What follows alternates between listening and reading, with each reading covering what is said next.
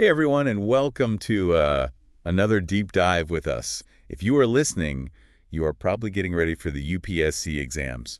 You know them. You know how important it is to understand glaciers, and they are fascinating They are. in their own right, and a hot topic Oh, yeah. in geography and environmental science. So today we're going to take a deep dive Okay, love it. into a recent Hindustan Times article just to get you up to speed. Awesome.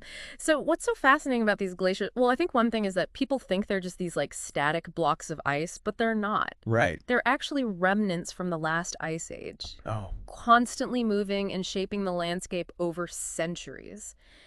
Think of them like giant rivers of ice formed from compressed snow flowing downhill under their own weight. it's mind-boggling to even think about the timescale, like Oh. centuries Right. of snow compacting into these massive formations. It's crazy. And speaking of their location, why are glaciers found mainly at the poles and on high mountains, even near the equator? That's a great question. That's where the concept of solar insolation comes in.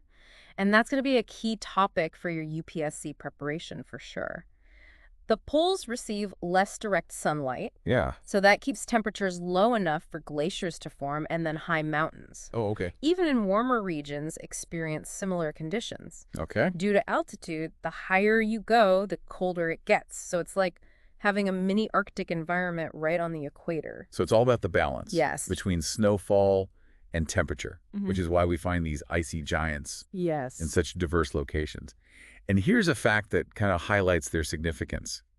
They hold about 2% of the Earth's total water locked away as freshwater ice. And that's a massive amount of fresh water. And that brings us to why their melting is such a big concern. So this meltwater contributes to rising sea levels, Yes. which poses a major threat to coastal regions worldwide, including India. And as you know, that's a topic you see often in the UPSC mains exams. And it's not just about rising sea levels. No. It impacts drinking water sources, too. Yeah, it does. Think about La Paz in Bolivia, where glacial meltwater is so crucial, Oh, yeah. especially during dry spells, right? Yes, exactly. And then there are the ingenious ice stupas in Ladakh, a fantastic example of human adaptation to changing conditions. Right. Exactly. These stupas capture and store that winter meltwater. Smart. Yes. Releasing it slowly in the spring Yeah. for irrigation, crucial lifeline for farmers. But the impact goes beyond water scarcity. Right. Changing melt patterns disrupt these delicate ecosystems and fish spawning, Oh, wow. affecting food security and livelihoods. It's like a chain reaction It is. with far-reaching consequences. So glaciers are melting. It's impacting us in multiple ways, but how fast are they melting? Is there a way to track this? There is. So organizations like the World Glacier Monitoring Service, or WGMS, have been tracking this for decades. Oh, okay. And they found that glaciers have lost an average thickness equivalent to a 20-story building since the 1970s. And the Hindu Kush Himalayan region, which is incredibly important for India, is experiencing melt rates twice the global average. Twice the global average. That's a stark statistic. Yes, it is. And why is the Hindu Kush Himalayan region, or HKH, so crucial in this context? Well, it's geographically massive, spans 8 countries, and home to the highest peaks in the world, including all those above 7,000 meters. Wow. Because of its vast ice and snow volume, it's often called the third pole. That's a term that really drives home the scale It does. of the ice reserves we're talking about here. Absolutely. The third pole, that's a powerful image. And it really underscores why this region is so important Yeah. for UPSC aspirants. It's not just about its size, but also its role as the water tower of Asia. Can you elaborate on that a little bit? Sure. So the HKH region feeds 12 major river basins, including the Ganges and Brahmaputra, Wow. which are lifelines for billions of people, providing water for drinking, agriculture, and industry, making it vital for the region's economic and social well-being. So the HKH's melting glaciers have massive geopolitical implications, I do. especially regarding transboundary water resources. And this is a key area for your UPSC mains preparation, It is. as water scarcity and potential conflicts are major concerns. Absolutely. And it's not just about water. The HKH region also boasts incredible biodiversity, Right. with these unique ecosystems that are under threat Yeah. from the changing climate. Right. The impact on wildlife and plant life is significant. Yeah. It's a complex issue with no easy solutions. But before we delve into that, is there any upside to glaciers melting? I know it sounds strange. I know. but I recall reading something about potential benefits. Yeah. Is that right? There are some short-term advantages. Okay. For example, melting ice could reveal new geothermal energy sources, Oh, okay. especially in volcanically active regions.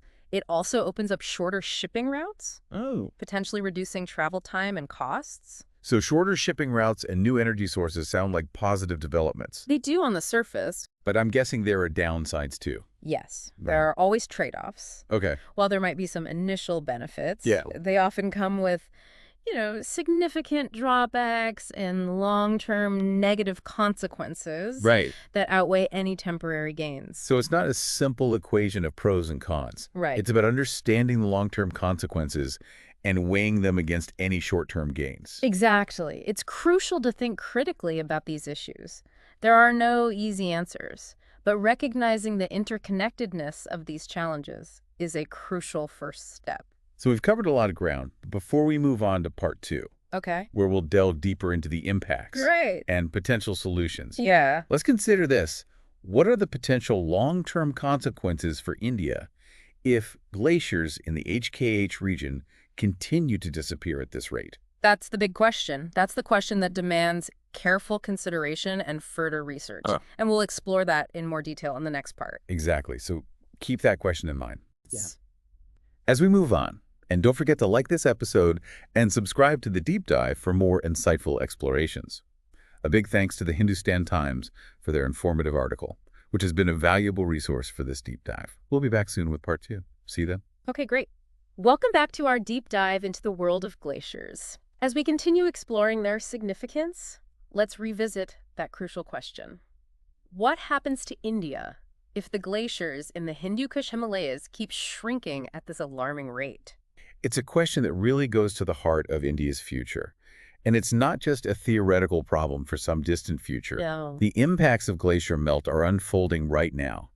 And one of the most immediate threats is something called glacial lake outburst floods, or GLOS. Yeah, GLOFs are a major concern, especially for communities in the Himalayan region. So as glaciers melt, they often form large lakes, dammed by ice or moraine. That's the debris deposited by a glacier. Right. These dams can be unstable Oh, and prone to sudden collapse, leading to catastrophic floods downstream. it's a terrifying thought. These massive walls of water rushing down valleys, wiping out villages, infrastructure, agricultural land. It's a stark reminder that the impacts of climate change are not just environmental, they're deeply intertwined with human security and well-being. Exactly. And it's not just the immediate damage. Right. GLOFs can leave long-lasting scars. Oh, wow. They disrupt water availability and quality, impacting livelihoods Right. and ecosystems for years to come. And this brings us back to the HKH being the water tower of Asia. If the glaciers feeding these vital rivers disappear, the consequences for water security in the region could be dire. Imagine the Ganges or Brahmaputra, rivers that sustain hundreds of millions of people, shrinking to a trickle. Yeah. The scenario is hard to fathom, but it's a possibility we need to confront. This issue of transboundary water management. It's a complex one, It is. made even more challenging by climate change. Absolutely. Right. The HKH region spans multiple countries, Right. each with its own needs and priorities, cooperation, and a shared understanding of the science. And the risks involved are essential. We can't afford to have water conflicts erupting on top of all the other challenges. It's a delicate balancing act requiring diplomacy, scientific collaboration, and a sense of shared responsibility. And while we've been focusing on the regional impacts, it's important to remember that glacier loss has global implications too. One of the most widely discussed consequences is, of course, rising sea levels. Right. As glaciers melt and pour water into the oceans, Yes. global sea levels creep upwards, threatening coastal communities worldwide. And we're not talking about a gradual rise that gives us time to adapt. Even a small increase can have a devastating impact, leading to erosion, flooding, and saltwater intrusion into freshwater sources. Major Indian cities like Mumbai, Kolkata, and Chennai, with their dense populations and critical infrastructure, are particularly vulnerable. Absolutely. It's not just an Indian problem, it's a global one.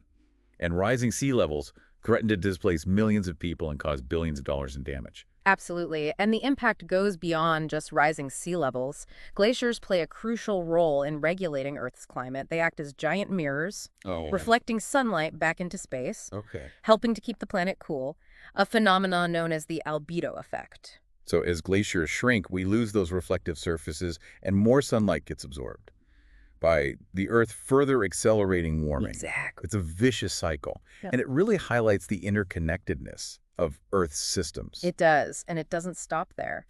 The melting of glaciers also disrupts ocean currents, Oh, wow. which play a major role in regulating global weather patterns. So we're talking about more extreme weather events, more frequent heat waves, droughts, and floods. It's like messing with the planet's thermostat, and the consequences are unpredictable and potentially devastating. It's a sobering thought, and it makes you wonder, are we headed towards a future of flooded cities, extreme weather, and resource wars? Is there any hope of averting this seemingly bleak future? Well, while the situation is undoubtedly serious, it's important to remember that we still have a window of opportunity to act. It might be challenging to completely reverse the trend of glacier melt, but we can certainly slow it down and mitigate its impacts. Welcome back to the deep dive. In the previous parts, we unpacked the significance of glaciers, their alarming rate of melting, and the multifaceted impacts of this phenomenon, both regionally and globally. Now let's zoom in on the Hindu Kush Himalayan region and explore the actions being taken to protect these glaciers and the communities that depend on them. Yeah, the HKH region, often referred to as the third pole, is facing a critical situation, but there's a growing awareness of the problem and a concerted effort to address it. There's a multi-pronged approach involving scientific research policy initiatives, community engagement, and international collaboration. It sounds like a multifaceted challenge requiring a comprehensive response.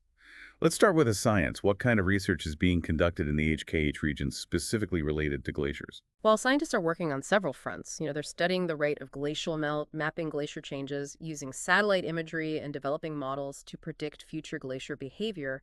This research provides crucial data to understand the scale of the problem and the potential impact on downstream water resources, ecosystems, and communities. So it's about understanding the dynamics of these glaciers and predicting their future behavior. But research alone isn't enough. What about policy initiatives? Are there any specific policies or agreements aimed at preserving glaciers in the HKH region? Yes, there are. The International Center for Integrated Mountain Development, or ICEMOD, is doing some remarkable work in the region. They're focusing on capacity building, promoting transboundary cooperation, and advocating for policies that integrate glacier conservation into broader water management and climate change adaptation strategies. ISOMOD sounds like a key player in this effort, but with 8 countries sharing this vast mountain range cooperation must be challenging. How are these nations working together to address this transboundary issue? You're right, it's a complex geopolitical landscape. ICEMOD plays a crucial role in facilitating dialogue and collaboration among the HKH countries. They're working to establish shared data platforms, conduct joint research projects, and develop common strategies for glacier monitoring and management. It sounds like a blend of science and diplomacy, which is fascinating. But beyond the high-level policy discussions, what's happening on the ground are local communities involved in glacier conservation efforts. Absolutely. Local communities are the most directly affected by these changes, so their involvement is crucial.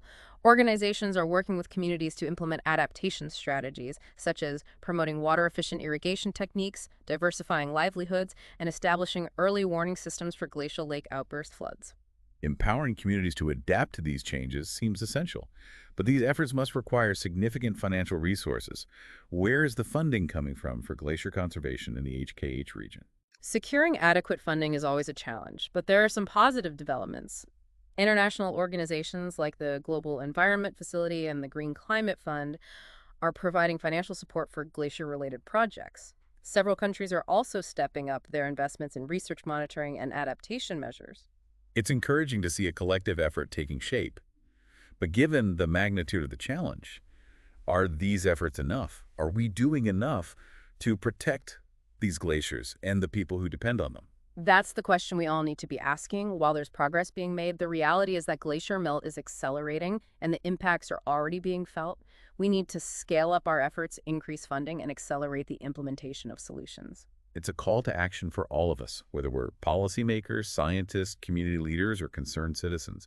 We can all play a role in protecting these magnificent icy landscapes and the vital resources they provide. For those of you preparing for the UPSC exams, this deep dive into glaciers underscores the interconnectedness of environmental issues, economic development, social justice, and global security. Understanding these complex dynamics is essential for finding sustainable solutions, which is what we'll all be striving for in the years to come. As we wrap up this episode of the Deep Dive, remember that knowledge is about more than just acing exams. It's about empowering ourselves to make a difference. Let's use what we've learned to advocate for change, support conservation efforts, and work towards a future where glaciers continue to thrive, providing life-sustaining water for generations to come. Thank you for joining us on this journey into the world of glaciers. It's been an insightful exploration, and I hope you found it valuable. And a huge thank you to the Hindustan Times for their insightful article, which served as a valuable resource for this episode. Don't forget to subscribe to the Deep Dive for more in-depth explorations of critical topics. Until next time, keep learning, stay curious, and let's all work towards a sustainable future.